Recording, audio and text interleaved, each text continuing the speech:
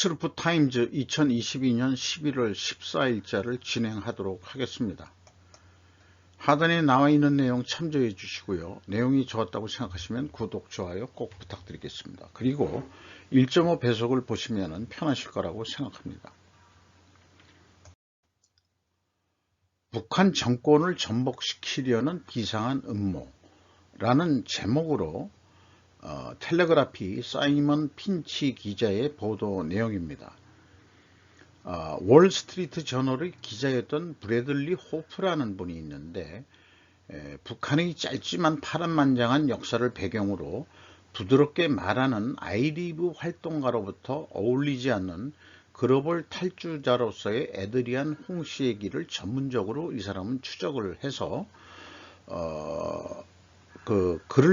책을 낸 사람이 있다고 합니다.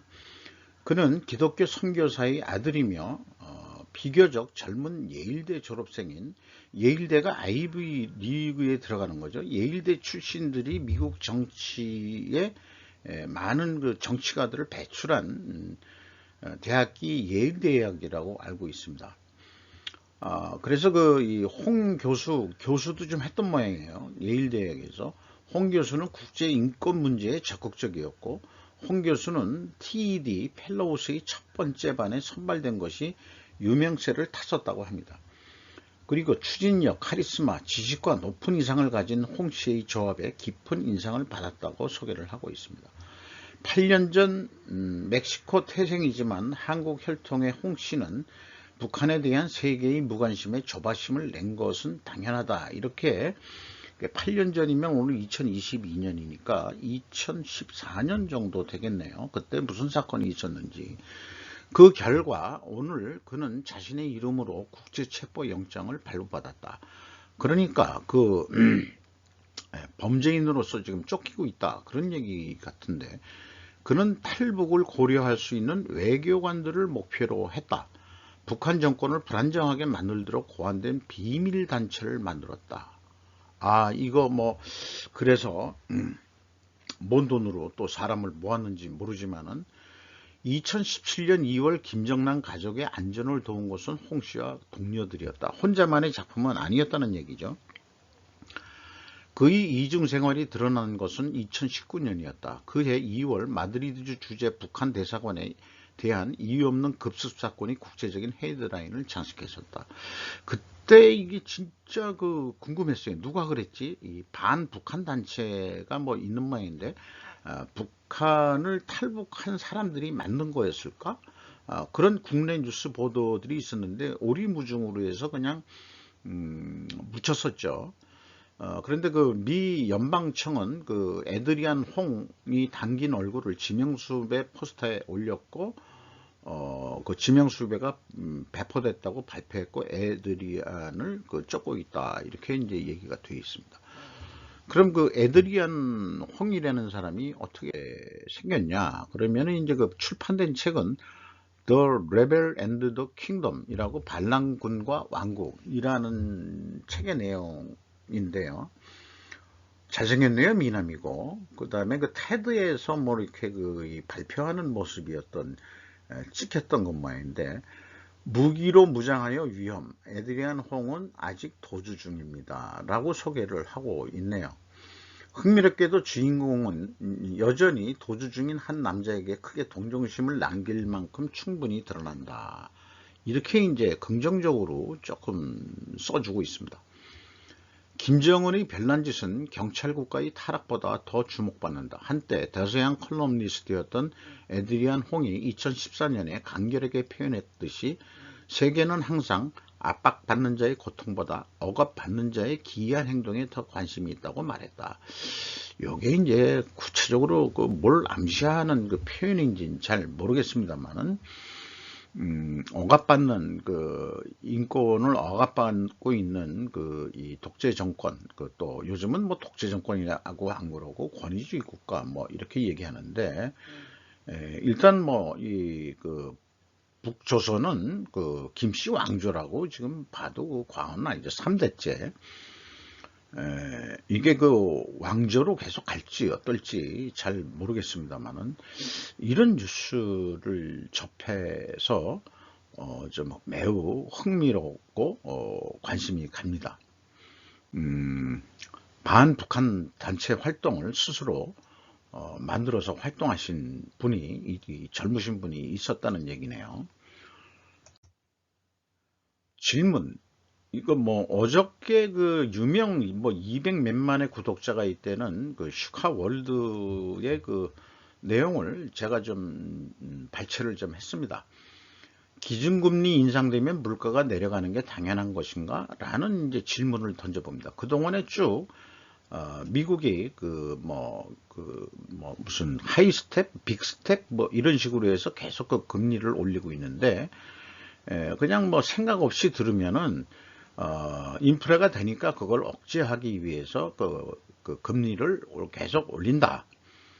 그렇게 이제 우리가 사실은 생각을 안 하면은 이제 세뇌되게 돼 있는 것 같아요. 이 방송이나 뉴스라는 게. 그거 이전에 만나이 개정법이 지금 뭐 나왔대는데, 우리나라가 이제 우리나라 나라가 있고 만나이가 있잖아요. 그래서 우리나라 같은 경우에 한 살 차이 뭐 이런 거가 이제 학교에서도 1년 선배가 이제 뭐 대단히 제일 무서운 거고 2년 선배까지. 예를 들어서 중학교든 고등학교든 3년이니까 3년 차이 보면 얼굴을 못 봐요, 서로. 그러니까 사회 나와서도 잘 모르는데 이 3년 동안에 1년차 선배, 2년차 선배는 다 알거든요. 어떤 특화를 활동을 한다든지 그러면은 뭐 이제 이 선배는 하늘이다 뭐 이런 식으로 이제 그 중고등학교 때부터 우리나라 전통이 있는 거기 때문에 뭐 어쨌든 그래서 뭐 이 나이도 우리나라는 인플레 된 거 아니냐. 그러니까 이제 만 나이 법으로 개정된다 이런 얘기 같아요. 국민 81.6%가 찬성했다. 이렇게 이제 뭐 나와 있네요. 그 이제 그 제목이 물가 피크 지나갔나였는데 12월 기준금리 또 인상 확률이 높다. 뭐 이렇게 또 올린다. 한 5점 몇 프로까지 올리겠다. 뭐 이런 얘기 같은데 그러면은 미국은 인플레가 잡히는 모양입니다. 근데 그 제 생각이 찍어낸 달러 회수 목적이 아닌가. 미국의 공장 지으라는 수단도 있지 않을까. 금리가 높으니까.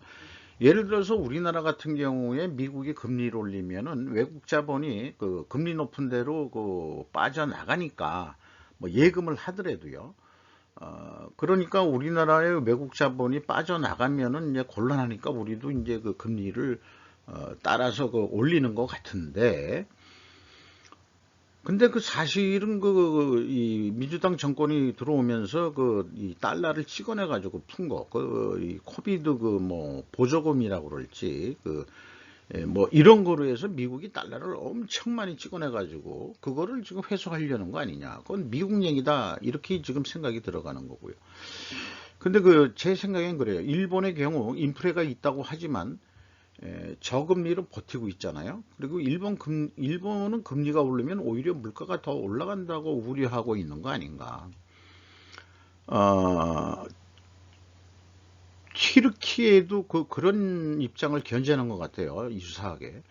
소비자들이 미국과 달리 주식에는 별로 투자하지 않고 뭐 얘기를 들어보니까 일본에서는 1주가 아니고 100주인가 50주 단위로 계약을 해야 되기 때문에 비싼 주가를 살 수가 없어 가지고 대부분 뭐 은행에 저축을 많이 한다 이렇게 되고 금리를 잘 안 올리고 버티고 있고 뭐 돈을 융통하기 위해서 일본 은행이 채권을 또 발행하고 뭐 이런 식으로 이제 자금을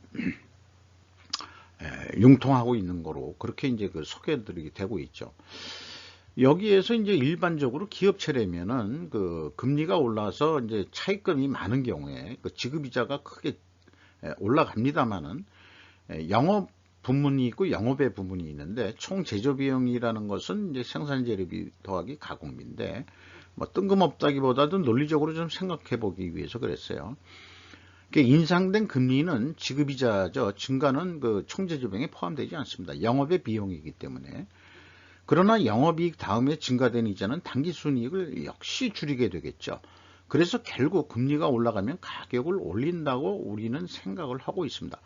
예를 들어서 일반 상장 기업은 영업 부문이 있고 영업의 부문이 있는데, 간단하게 그냥 얘기하면은 짜장면 가격이 올랐는데 짜장면 하는 그 주인이 자기도 그 부채를 쓰고 있는데 지급이자가 오르면은 짜장면 올리지 않겠어요? 뭐든지 그냥 영업비용일 뿐이죠. 그 개인적인 자영업자 같은 경우에는. 저 같은 경우에는 이제 복식회계를 그 개인 사업자지만 하지만은 회계 원칙에 의해 가지고 그 지급이자는 이제 저 영업의 부문으로 저도 떨고는 있긴 있습니다만은, 어쨌든 그 우리 소비자 물가는 그 개인 사업자나 자영업자들이 하면은 지급이자가 올라가면은 이 가격을 올리지 않겠냐, 짜장면 가격 올리듯이. 그런 것도 있지만은 사실상 그 음식 가격 오르는 거는 국제 곡물 가격이 올라서 크게 올라서 못 버티고 올렸다 하지만 이자 얘기는 없었거든요. 사실은 우리나라가 인플레는 국제 원자재 가격의 인상의 폭이 나는 많았다 이렇게 생각하는데, 그런데 미국발 금리 인상은 인플레를 억제한다는 논리가 지배하고 있는 중이라는 거죠. 그러니까 우리나라가 이게 맞아 떨어지느냐 하는 이제 의문이 들어가기 시작하는 거예요. 그러니까 대출 금리가 높아 기존 차입금도 갚을 것이라는 기대감이 미국에는 있는 거냐. 개인들은 소득이 한정되어 있다면은 이 사업체들은 매출을 어떻게 더 많이 일으켜 가지고 단가도 올리고 하겠지만은 개인들 근로소득자들 물론 이제 임금도 좀 올려주지만은 물가 인상만큼 소득이 근로소득이 올라갔는지 여부는 아직 모르죠. 많이 올리고도 있습니다만은, 분명히 이 소비자 물가가 올라가면은 소비를 줄일 것이기에 결국은 그렇게 많이 안 올릴 거다라는 게 또 미국의 논리인 것 같기도 하고요. 그런데 이제 이 일반 공산품은 그렇다 하더라도 생필품이라든지 먹는 거, 의식주에 대한 거, 그 중에서 특히 옷하고 그다음에 먹는 거 이런 거 한 번 올라가면 크게 내려가기가 쉽지가 않은 거 아닌가, 이런 생각이 있습니다. 그래서 금리 올린다고 물가 내려간다. 일반 서민들의 물가는 안 내려간다. 제 생각에는 그런 거죠. 그래서 미국 금리 올린다고 우리도 뭐 덩달아서 크게 올리는 거죠. 일본은 안 따라가고 있잖아요. 그 어떻게 버티고 있잖아요. 물론 이제 일본 물가도 지금 인상 중이 있다, 올라가고 있다, 뭐 이런 뉴스도 들리고 있습니다만은, 대신 뭐 이 인건비를 좀 뭐 인상해 줄지는 모르지만은 잃어버린 30년의 디플레이션 속에서 있기 때문에 올라도 뭐 크게 안 오르고 또 월급도 많이 안 오르는 상태에서 어떻게 그냥 버텨보고 있는 게 일본과 튀르키예. 이 튀르키예는 근데 인플레가 왕창 됐죠. 금리 안 올리고 뭐 그러는 바람에 뭐 나라의 형편에 따라서 조금씩 상황은 다를 수 있는 거 아닌가. 제가 뭐 경제학에 대해서는 문외합니다만은 이제까지 이렇게 뭐 쭉 그냥 일반 상식으로 생각했을 때 이렇게 의문점을 한번 찍어볼 만한 거 아니냐. 금리하고 물가하고 얘기할 때 오히려 금리가 오르면은 저는 물가가 오른다 우선은 그렇게 생각이 드는 거죠. 그게 이제 생각인데, 이번에 미국 중앙은행, 미국 이제 은행의 논리는 그런 거죠. 물가가 올랐으니 금리를 올려서 물가를 낮추겠다. 그러니까 논리적으로 이제 어떻게 설명을 해야 되는데, 그런 걸 딱 건너뛰고서들 얘기하니까 저는 잘 모르겠어요. 솔직히 그렇다는 얘기고요. 생전만 해도 합리적인 의사결정이다. 뭐 제 의견입니다. 사분면 의사결정 시스템이라는 걸 또 소개하길래 뭐 1, 2, 3, 4가 있는데 5번째 사항까지 이런 거는 참신하게 이제 본인이 아이디어로 이렇게 이제 얘기를 한 것 같아요. 금리하고 경기 악화하고 경기 회복하고 일본의 상황은 경기가 높은 금리가 유지되면 경기가 악화된다는 경우가 있고 높은 금리가 유지되는데 경기가 회복되는 경우도 있고 그러니까 아까 말씀드린 대로 금리가 올라간다고 해서 인플레가 잡힌다 그러면 경기가 악화 아니에요. 예, 뭐 어떤지는 잘 모르겠습니다만 이 경우에는 금리가 인하가 된다면은 경기가 악화될 거다. 금리가 인하가 되고 또 경기 회복도 된다. 이게 더 좋은 거 아닌가요? 잘 모르겠네. 금리 인하가 되고 경기 회복이 된다. 이게 제일 좋은 것 같은데. 예. 그렇습니다. 근데 그 설명은 좀 거꾸로 한 것 같아요. 이 진행자는. 예, 나의 포지셔닝은 어떻게 될 거냐. 이게 이제 저는 그 소비자 물가나 이런 쪽의 관점으로 보는 거고 이분은 주식 투자 관점이나 뭐 이런 관점에서 좀 보는 것 같습니다. 메타가 얘는 페이스북이죠. Why did we get here? 라고 해서 어떻게 여기까지 왔을까? 11,000명 해고한다고 그러네요. 그래서 이제 거한 사위라는 사자성어를 소개를 하네요. 사실 모든 금융이론과 투자의 근간이다. 그러니까 이 안전할 때 또 위기를 대비해야 된다. 뭐 그런 뜻으로 되어 있는 거예요.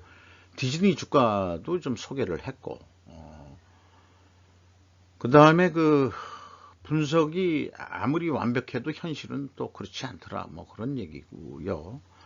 또 여의도 증권가 고용 한파, 판교 IT밸리도 고용 한파가 있다.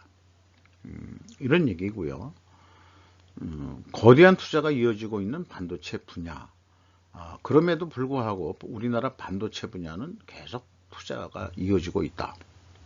지금은 어렵지만은 그런 것도 소개를 하고 있네요.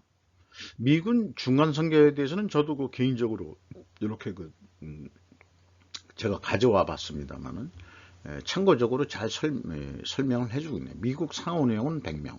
그러니까 51명이 되면 이제 과반수가 되는 거고요. 임기 6년인데 4년마다 3분의 1씩 선출한다. 미국 하원은 435석인데 이게 2년마다 뽑으니까 아주 그냥 선거하다 보면 세월 다 가는 것 같아요. 그러고도 어떻게 정치들은 잘하네요.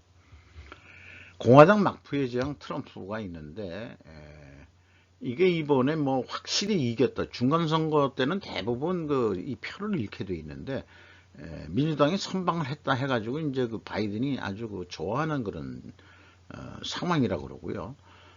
플로리다 주지사가 원래 민주당 텃밭인데 이제 공화당 44살짜리 주지사가 크게 17% 차이로 압도적인 승리를 했다. 그래서 이 사람이 대권에도 도전할 거다.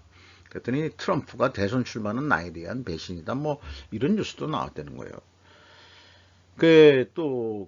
앙케이트 이런 거에 2년 전에 비해 가족들의 경제적 상황이 어떤가 뭐 이렇게 물어보면은 이 가계 얘기를 하는 거겠죠. 좋아질 거다고. 공화당은 이제 부정적인 시각이 있는데 민주당은 또 아니다 이렇게 돼 있으니까 어떻게 미국은 민주당하고 공화당하고 민주당하고 이 극과 극으로 이렇게 양극화 됐을까 하는 게 이제 매우 참 흥미하다. 우리나라도 여야가 지금 갈려가지고 근데 갈리는 수준이 이전 투구 같아가지고 근데 얘네들 싸우는 것도 이전 투구라고 또 얘기할 수 있는지 어떤지 모르겠습니다만 누구한테 얘기 들어보면은 옆집에 내가 공화당파인데 옆집에 민주당파가 있으면은 민주당 그놈이 어디 이사가게 하든지 아니면은 도저히 안 되면 자기가 그냥 이사를 가버린다 그런 얘기를 하는 사람들도 있더라고요. 기시다 총리가 아시아 지도자들에게 중국이 일본의 주권을 침해하고 있다고 말한다. 로이터 박주민과 기아라 레이카 기자들의 보도인데 상당히 비판적인 이번 아시안 회의 때 얘기를 한 모양입니다. 그래서 그때 그렇게 발언해 놓고 인도네시아 발리에서 열리는 G20 정상회의에 참석하면은 거기 시진핑이도 온다는데, 일단 일본이 중국을 공격을 했잖아요. 그런데 이제 바이든에 대한 뉴스가 나오는 걸 보면 바이든은 시진핑 만나서 싫은 소리는 안 할 것 같다, 그런 얘기예요. 그러니까 이제 어떤 영화를 보면은 배드캅, 그 다음에 이제 굿캅 역할 분담을 한 거 아니냐. 그러니까 근데 이제 기시다 입장에서는 일본 센카쿠라든지 이런 거를 봐서는 중국이 일본의 주권을 침해하고 있다라고 얘기할 만하긴 한 거죠. 한국의 윤 대통령은 아마 중국이 한국의 주권을 침해하고 있다라는 성격의 어떤 사건이 우린 뭐가 있는지, 땅을 점령하겠다 이런 거는 현재 있나요? 없죠? 없죠? 맨날 독도 가지고 그렇게 하는데, 근데 이제 이오도 쪽에 이게 공동 수역이라고 되어 있는 쪽에 중국 애들이 빨대 꽂고서 지금 석유 빼고 있다, 그런 것도 있고, 그러니까 그런 거를 빌미로 해서라도 좀 공격적인 발언을 정치적으로 한번 던져볼 수는 있는 거 아니냐, 그런 생각도 좀 해보게 됩니다. 그리고 또 박근혜 정권 때도 중국 불법 어선들이 서해에 와서 고기 싹쓸이 해가는 이런 것들도 한국의 주권을 침해하는 거죠. 요즘은 거의 총으로도 쏴가지고 또 체포하고 그런다는 얘기를 들었습니다만, 어쨌든 바이든 일본 한국 지도자와 북핵 위험 논의, 이번에 가가지고 이런 거를 했죠. 그래서 항상 회의 때 이 삼국 공조 체제로 북한 핵에 대해서 대응하자, 이런 얘기고요. 당연한 얘기인 것 같습니다. 바이든이 아시아 순방을 둘러싸고 미중 경쟁 구도가 크게 보인다. LA 타임즈 코트니 서브라마니안 기자의 보도 내용인데요. 바이든의 방문은 실질보다 상징성에 더 무게가 실릴 수 있다, 이렇게 얘기하는데, 그러시면 안 되고 그런 의견이 조금 또 추가적으로 보도를 하고 있습니다. 진지하게 임해야 되는 거 아니냐. 중국의 깊은 경제 개입에 대해서 영내 동남아에, 이거에 대해서는 일본의 뉴스를 추가적으로 다음 장에 좀 소개하도록 하겠습니다. 대통령은 훈센 캄보디아 총리, 아세안 의장 기시다 후미오 일본 총리, 윤석열 한국 대통령과 정상회담과 별도로 가질 회담이라고 행정부 관계자가 말했다. 네. 러시아의 라브로프 장관은 서방이 동남아시아의 군사화를 모색하고 있다고 또 비판적인 발언을 이번에 했다. 업적으로 오는 모양의 아세안 국가회의인데, 미국도 가고, 그 다음에 러시아도 오고, 그런 걸 보면 또 리거청은 당연히 와야죠. 중국이니까, 아시아니까. 라브로프 장관은 기자들에게 미국과 나토 동맹국들이 이 공간을 장악하기 위해 노력하고 있다고 말했다. 장관, 동남아시아를 옛날에 다 서방 애들이 식민지화 했던 거 맞잖아요. 그리고 다시 이제 간접적인 식민지화 쪽으로 해보려는 거 아니냐라고 지금 러시아는 얘기하는 건데, 옛날 대영제국 시절 때 러시아의 남하와 영국의 동진의 대립관계가 지금도 역사는 이어지고 있는 거 아니냐. 영국을 이제 서방색으로 대체해서 얘기한다면 그런 느낌도 듭니다. 미국도 러시아도 동남아시아 10개국으로 구성된 아세안 회원국은 아니지만 다음 주 발리에서 열리는 주요 20개국 정상회의에 앞서 참석했다는 거예요. 네, 거기에서 한마디씩 했다는 거죠. 그리고 이제 그 한일 정상회담에 대해서 강제징용 문제의 조기 해결로 해서 TV 뉴스 디지털이라는 데서 그 보도가 나왔는데, 저건 만나가지고 잘해봅시다 그런 얘기를 한 거고, 그 다음에 현대 비즈니스가 이제 크리티컬한 뉴스를 많이 내는 데인데, 김정은은 종말을 맞이하다 발언 심층, 북한 미사일 폭주에서 한미일 중러 러시아 북한의 야바. 이 야바라는 걸 전에 한번 했더니 이게 번역을 뭐 이렇게 했는데, 이게 심각하다 뭐 이런 뜻인 것 같아요. 이게 이제 이 같이 붙여 써도 되는 심각한 싸움이 시작됐다, 이렇게 이제 얘기를 해도 될 것 같습니다. 그리고 이제 한국이 독자 유엔이 아니고 한국이 자체적으로 독자적인 제재 대상으로 추가 지정키로 했다. 북한의 개인 15명, 기관 16곳을 한국이 추가 제재 대상으로 지명해가지고 제재를 한다, 이런 얘기를 또 소개하고 있습니다. 한일 정상화에 대해서는 한일 의원 연맹도 왔었고, 그 다음에 옛날 아베 아니 누구죠? 무슨 신조, 아소 따로 신조, 아니 아소 따로, 그분이 또 중절모 쓰고 와가지고 또 윤 대통령을 만나고, 뭐 결국은 이제 기시다 총리 만나기 전에 서로 이 얘기 의제 뭐 이런 거 해서 잘해봅시다 뭐 어쩌고저쩌고 했던 것 같아요. 그래서 이제 한일 의원 연맹은 1998년 김대중 오부지 선언 정신으로 돌아가 양국 관계를 신속하게 정상화해야 한다는데 의견을 모았다, 뭐 이런 얘기네요. 그래서 일본 쪽에 츠쿠바 대학 명예교수로 되어 있고, 중국 문제 글로벌 연구소 소장을 하는 엔도호 마레라는 이 박사의 글인데, 미국의 개입을 막는다, 전 아시안을 커버하는 중국의 거대 철도망 프로젝트.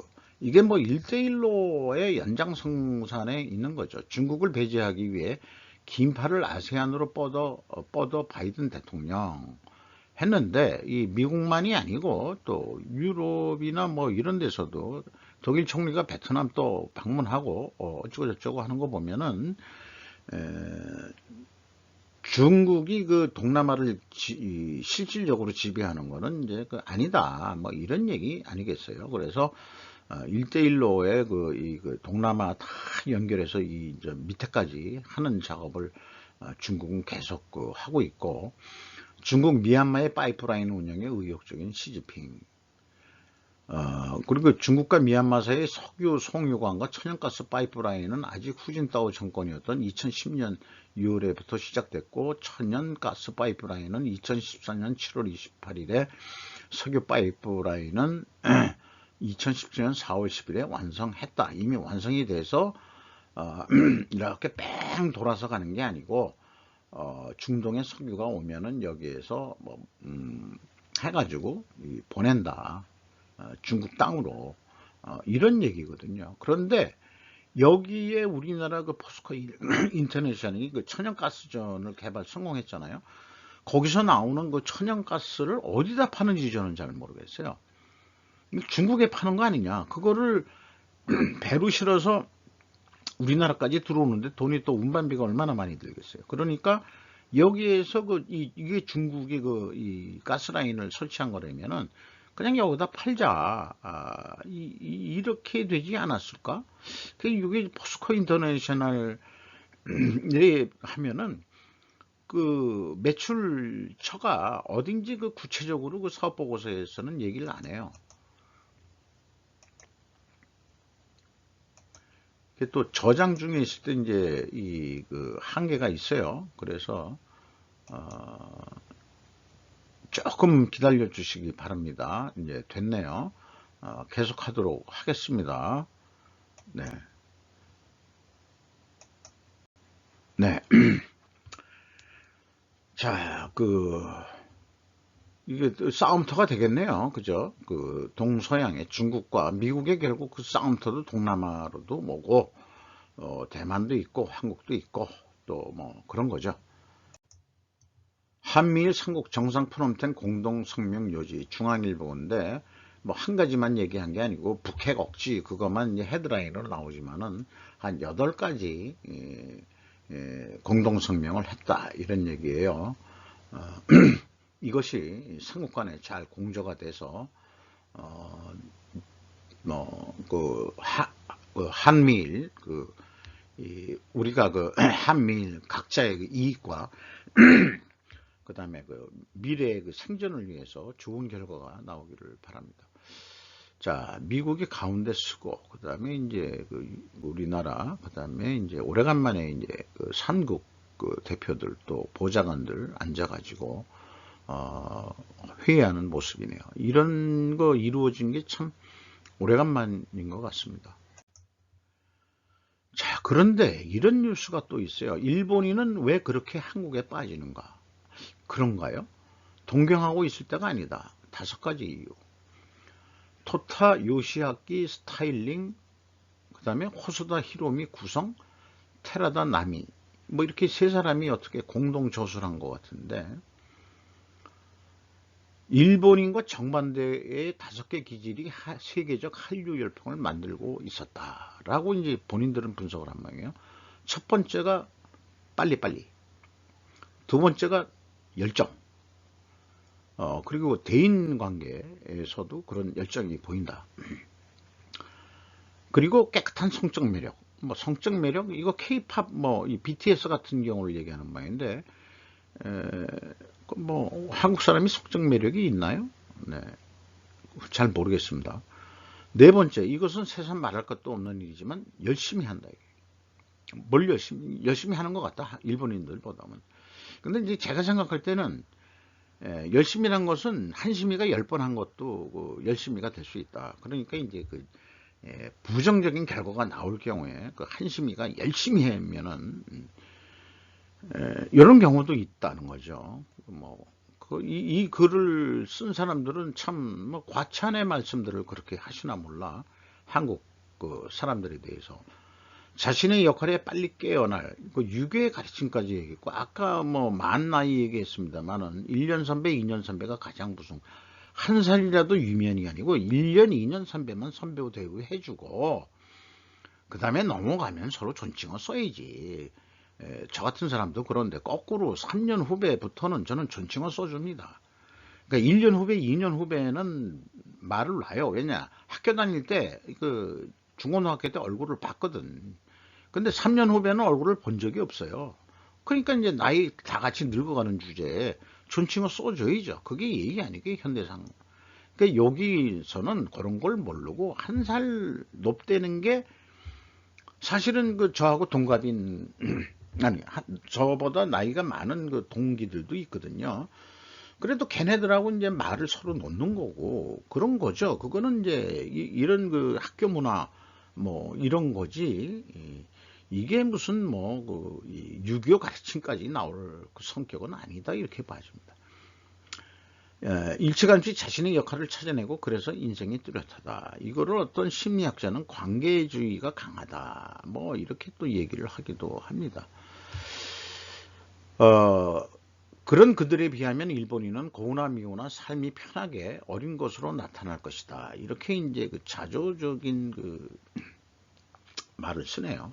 근데 왜 이렇게 됐냐 그러면은 사실 일본도 적극적이었던 게 있었을 것 같은데 동남아 문화를 지배하고 그랬을 때 잘 나갈 때 그러니까 잃어버린 30년 동안에 30년이면 한 세대 아니겠어요? 한 세대가 지나면서 젊은 애들이 의욕이 떨어지고 그냥 이렇게 살아야 되는 갑다 하고서 그렇게 됐는데 한국도 어떻게 계속해서 발전을 해와가지고 근데 인구도 지금 젊은 사람들 줄고 있죠. 어떻게 될지 모르지만은 어쨌든 현재 한일 비교를 했을 때 이 글을 쓴 사람들은 한국인들이 자기들보다 좀 낫다 이렇게 좀 거기다 이제 마지막에 써준 이유가 한국인이 우리를 매료하는 절대적인 이유가 있다. 아이고 이거 웬일이십니까? 애정이 깊다. 동료의식이 강하다는 일면에도 이어지지만 아무튼 가족 사랑이 강한 친구 사랑이 강하다. 가족끼리 근데 현재 정치적으로도 우린 갈리는데 뭘 보고서 그렇게 써주는지 모르겠어요. 그런 에너지의 원천은 역시 김치, 뭐 또 생뚱맞게 김치로 연결을 합니까? 참 그런 거를 뻔히시긴 했는데 어쨌든 한국인을 칭찬하는 그 길인데 과찬의 말씀이십니다 라고 저는 얘기를 하고 싶겠고, 일본은 현재 엔화 약세고 국력도 개인의 힘도 약해지고 있다라고 냉정하게 보고 있는 것은 맞아요. 그래서 한국이 부러운 모양이죠. 네, 그런 것 같습니다. 그리고 이번 유튜브 보면은 일본인이 한국에 와서 한국 먹방 하는 그 아줌마도 있더라고요. 우리가 글로벌화 된다는 것은 바람직한 일이라고 생각을 합니다. 어, 독일 숄츠 중국에서 생산자 시프트로 베트남 방문. 중국을 방문한 다음에 이번에 그 G20 정상회의 가기 전에 베트남에 방문해서 열심히 뭐 투자하고 잘해보자 하는 그런 얘기예요. 그러니까 독일의 행보가 미국의 그 IRA법이 나온 다음에 으이씨 이렇게 된 것 같아요. 저 협조하려고 했는데 니들 미국만 살라고 그러는 거야. 그러니까 우리도 살아야 되겠어. 그러니까 그 중국 먼저 달려가고 그 다음에는 그 베트남 달려가고. 벌써 이 베트남 주재 독일 계 기업이 500개 업체나 들어가 있고 80개 업체는 공장까지 들어가 있다. 뭐 이런 소개를 해주고 있습니다. 로이터 통신의 보도 내용이었습니다. 이상 11월 14일자 스루프 타임즈를 마치도록 하겠습니다. 감사합니다.